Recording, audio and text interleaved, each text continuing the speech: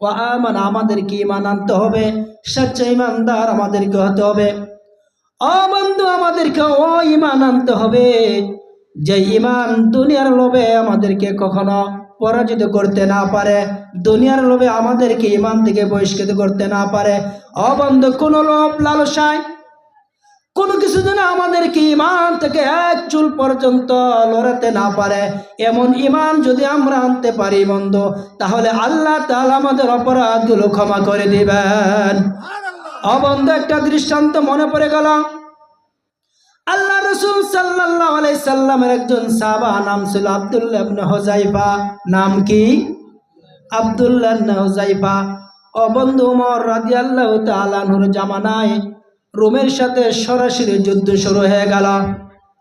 Rome সম্রাট ঘোষণা দিয়ে দিল, ও আমার সৈনিকেরা শোনো, তোমরা যুদ্ধে হারো বা জিতো কোনো আপত্তি নাই, কিন্তু মুসলমানদের মধ্যখান থেকে সে সৈন্যকে তোমাকে গ্রেফতার করতে হবে, জীবিতভাবে গ্রেফতার করে আমার কাছে যদি তোমাদেরকে আনতে হবে। বন্ধু, সেই বাশারের মতন একদল মুসলমান সৈন্যকে তারা গ্রেফতার করলো। বন্ধু, তাদের সেনাপতি গিয়ে বলল, বাদশা মহোদয়, আমরা মুসলমানের একদল সৈন্যকে গ্রেফতার করেছি, আমি কি তোমার সামনে উপস্থিত করব কিনা? এবার বাদশা মহোদয় বলল, নিয়ে আসো। এবার তার সৈনিকেরা একদল মুসলমানকে নিয়ে আসলো। বন্ধু, ইমানি পাওয়ার কেমন আমি বুঝাচ্ছি, ইমান কেমন ভাবে তাদেরকে এক চুল পর্যন্ত লড়াতে পারে নাই। বন্ধু, পরের দিন সকালবেলায় এই মুসলমানের দলটাকে বন্দি করে ওই বাদশার নিকটে নেওয়া হলো। এবার বাদশা ডাক দিয়ে বলল, তোমাদের মাঝে আমির কে, নেতা কে? একজন যুবক দাঁড়িয়ে বলল, ও মহোদয়, আমি হলাম এই দলের নেতা, আমি হলাম আমির। বলল, তোমার নাম কি? বলল, আব্দুল্লাহ ইবনে হুযায়ফা। এবার বাদশা বলল, এদিকে আসো, আমার কাছে আসো। বাদশা আব্দুল্লাহ ইবনে হুযায়ফাকে নিয়ে তার কাছে বসালো। বসায় বলল, ও আব্দুল্লাহ ইবনে হুযায়ফা, আমার সাথে যুদ্ধ করার জন্য তোমরা চলে এসেছ। আমার কাজ হলো তোমাদেরকে গর্দান করে দেওয়া, কিন্তু আমি করব না। তোমাকে দেখে আমার খুব মায়া হয়েছে, মোহাব্বত হয়েছে, তোমাকে আমি মারব না। তোমাকে আমি সকল কিছু থেকে তোমাকে আমি মুক্ত করে দিব।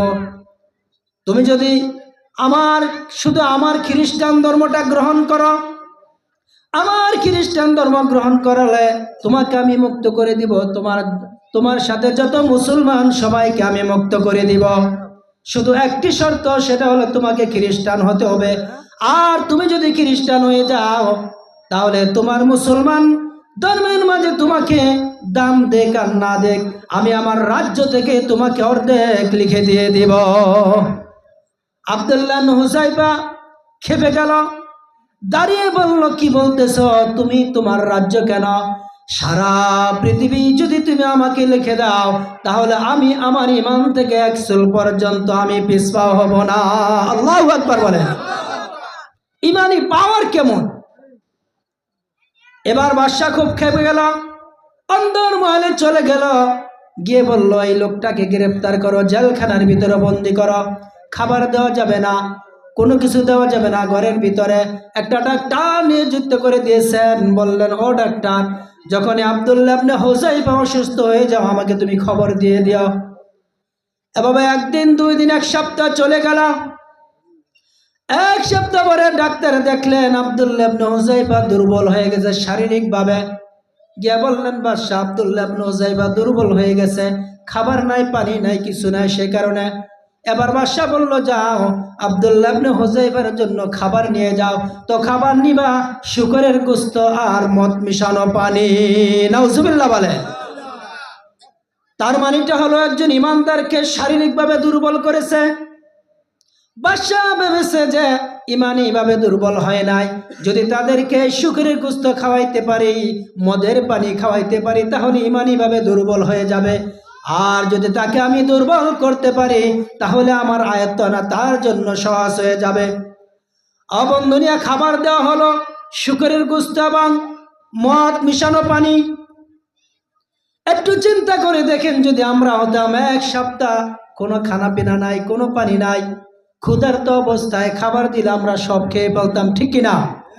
ও বন্ধু, আমরা এমন ইমানদার মুসলমান, খাবারের জন্য হিন্দু বাড়িতে গিয়ে আমরা বসে থাকি, ঠিক কিনা? আর আব্দুল্লাহ ইবনে হুযায়ফার কেমন ঈমান ছিল? ডাক্তার গিয়া বলল, আব্দুল্লাহ ইবনে হুযায়ফা শোনো, তোমার যে খাবার দিয়েছি খাবারের জন্য, এই খাবার হলো শুকরের গোশত, আর পানি যেটা দিয়েছি সেটা হলো মদ মিশানো পানি। আব্দুল্লাহ ইবনে উবাই বলল, না না না, আমি কখনো শুকরের গোশত আমি খেতে পারি না, কারণ আমি ঈমানদার। ও বন্ধু, শুকরের গোশত খেলো না, মদের পানিও খেলো না।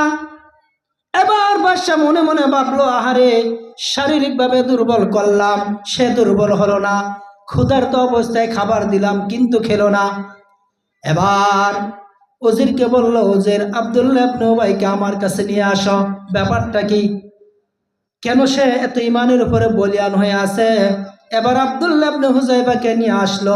আসার পরে জিজ্ঞাসা করলো, কি আব্দুল্লাহ ইবনে হুযায়ফা, তুমি কেমন ইমানদার যে তুমি এমন ক্ষুধার্ত, তারপর তুমি আমার খাবার তুমি খাচ্ছ না? আব্দুল্লাহ ইবনে হুযায়ফা ডাক দিয়ে বলল, ও বাদশা, শুনে রাখো, আমি হলাম মুসলমান, আমি হলাম ইমানদার, আমি কখনো আল্লাহর নিষেধ করা খাবার আমরা খেতে পারি না। এবার বাদশা করলো কি, প্রথমত তাকে ভালো করে বুঝালো, সে গ্রহণ করলো না। তারপরে প্রেশার ক্রিয়েট করলো, তারপরে সে গ্রহণ করলো না। খানা পিনা বন্ধ করে দিল, তারপরে সে গ্রহণ করলো না। এবার আব্দুল্লাহ ইবনে হুযায়ফাকে বলল, আব্দুল্লাহ ইবনে হুযায়ফা, তুমি জানো আমার কি ক্ষমতা? আমি ইচ্ছা করলে তোমাকে এখন মেরে ফেলতে পারি। এবার বাদশা করলো কি, বিশাল একটা কড়াই নিয়ে আসলো। কড়াই ভরে তেল দেওয়া হলো, তেলের নিচে আগুন দেওয়া হলো, তেল গিলা গরম হয়ে গেল। আব্দুল্লাহ ইবনে হুযায়ফা পাশে বসে আছে। বাদশা বলল, যাও, কয়েকখানা থেকে একটা মুসলিমকে ধরে নিয়ে আসো। একটা মুসলিমকে ধরে নিয়ে আসা হলো। এবার বাদশা আব্দুল্লাহ ইবনে হুযায়ফাকে বলল, আব্দুল্লাহ ইবনে হুযায়ফা, এই যে গরম তেল, এই গরম তেলের ভিতরে ফেলে আমি তোমার মুসলিম ভাইকে মেরে ফেলবো। এই বলে ওই যে মুসলিমকে নিয়ে আসলো, তাকে গরম তেলের ভিতরে ছেড়ে দেওয়া হলো।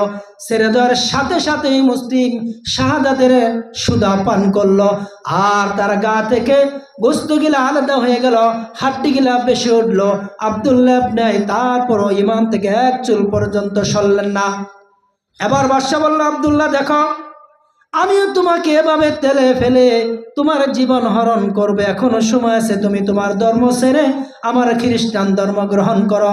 আব্দুল্লাহ ইবনে উবাই বলল, বাদশা, না না না, তুমি সবাইকে মেরে ফেলো, আমি কখনো ইসলাম ধর্ম ছাড়ব না। আল্লাহু আকবার। কেমন ইমানি পাওয়ার ছিল তাদের, আর আমাদের পাওয়ার কেমন?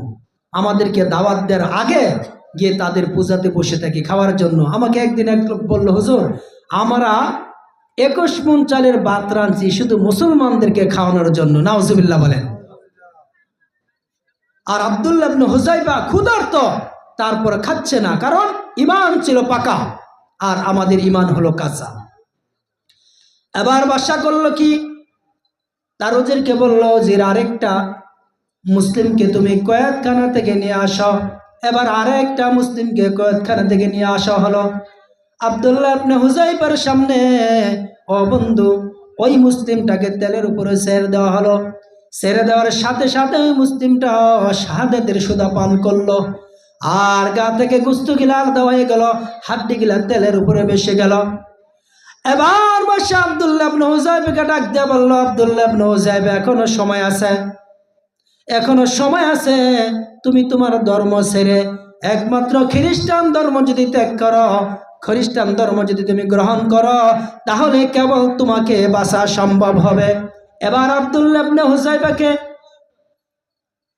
ওই বাদশা ওই যেখানে বসা ছিল সেখান থেকে তেলের কাছে নিয়ে যাওয়া হচ্ছে। ঠিক এই মুহূর্তে তাকিয়ে দেখে আব্দুল্লাহ ইবনে হুযায়ফার চোখ দিয়া পানি পড়তেছে। এবার বাদশা বলতেছে, উজির রাখো, মনে হয় আব্দুল্লাহ ইবনে হুযায়ফার মনটা নরম হয়েছে, মনে হয় আমাদের ধর্ম গ্রহণ করবে। বলেছে, দাঁড়াও, তাকে তেলের কাছে নিও না। বাদশা জিজ্ঞাসা করলো, আব্দুল্লাহ ইবনে হুযায়ফা, তোমার মনটা মনে হয় নরম হচ্ছে, তোমার শোক দিয়া পানি পড়তেছে, মনে হয় তুমি ইসলাম ধর্ম ত্যাগ করবা, আমার খ্রিস্টান ধর্ম গ্রহণ করবা। আব্দুল্লাহ ইবনে হুযায়ফা বলল, বাদশাহ না না না, আমি কিন্তু মরণের ভয়ে কাঁদি না, আমি কিন্তু মরণের ভয়ে কাঁদি না রে বাদশাহ। এবার বাদশাহ বলল, তাহলে কেন তুমি কাঁদতেছ? তোমার চোখ দিয়ে কেন পানি পড়তেছে? তোমার কি অবস্থা? তুমি কি মরণের ভয়ে যদি না কাঁদো তাহলে চোখ দিয়ে কেন তোমার পানি বাহির হচ্ছে? এবার আব্দুল্লাহ ইবনে হুযায়ফা বাদশাকে ডাক দিয়ে বলো, বাদশাহ শোনো, আমি আল্লাহ তাআলার সাথে কথা বললাম, আল্লাহকে বললাম, ও আল্লাহ, তুমি আমাকে একটি মাত্র জীবন দিলা, একবার তোমার জন্য আমি মরতে পারবো। ও আল্লাহ, তুমি যদি আমাকে 100টা জীবন দিতা, তাহলে আজকে আমি আব্দুল্লাহ হুযায়ফা এই বাদশার তেলের মাঝে পড়ে আমি 100 বার তোমার জন্য শহীদ হয়ে যেতাম। যেহেতু আল্লাহ তাআলা আমাকে একবার সুযোগ দিয়েছেন শহীদ হওয়ার জন্য, আমাকে যেন আল্লাহ তাআলা 100 বার সুযোগ দেয়, সেজন্য আমি আল্লাহ তাআলার দরবারে কাঁদতেছি। সুবহানাল্লাহ। ও বন্ধু, গভীর মনোযোগ দিয়ে শুনতে হবে। এর জন্য আল্লাহ রাব্বুল আলামিন বলেছেন, যদি বান্দা তুমি ঈমান আনতে পারো, তবে কোন ঈমান? সচ্চা ঈমান, যে ঈমান ক্ষমতার ভয়ে কখনো কারো কাছে মাথা নত করতে পারে না, দুনিয়ার কোনো ভয়ে, দুনিয়ার কোনো লোভ লালসায় যেন তাকে পরাস্ত করতে পারে না, এমন ঈমান যদি কোনো বান্দা আনতে পারে, তাহলে আল্লাহ রাব্বুল আলামিন বলেন তার পিছনের জিন্দেগির অপরাধ আমার আল্লাহ তাআলা ক্ষমা করে দিবেন। আর 3 নম্বর বলেছেন, আমলে সালেহ অর্জন করতে হবে। 1 নম্বরে তওবা করতে হবে আল্লাহ তাআলার কাছে, 2 নম্বরে আমাদেরকে সচ্চা ঈমানদার হতে হবে, 3 নম্বরে আমলে সালেহ অর্জন করতে হবে। ও বন্ধু, দুনিয়ার জমিনে ঈমান আনার পর ভালো ভালো কাজ আমাদেরকে করতে হবে। আমরা যদি দুনিয়ার জমিনে ভালো কাজ করতে পারি, তাহলে আল্লাহ রাব্বুল আলামিন তার কোরআনে ঘোষণা করে দিয়েছেন, ফাউলাইকা ইউবাদদিলুল্লাহু সাইয়্যাতিহিম হাসানাত। আমার আল্লাহ রাব্বুল আলামিন বলতেছেন, তাহলে ওই সকল বান্দা যারা আছে তাদের সকল অপরাধ আমি আল্লাহ তাআলা ক্ষমা তো করবই করব, সাথে সাথে ওই অপরাধগুলো আমি নেকির মাধ্যমে পরিবর্তন করে দিব।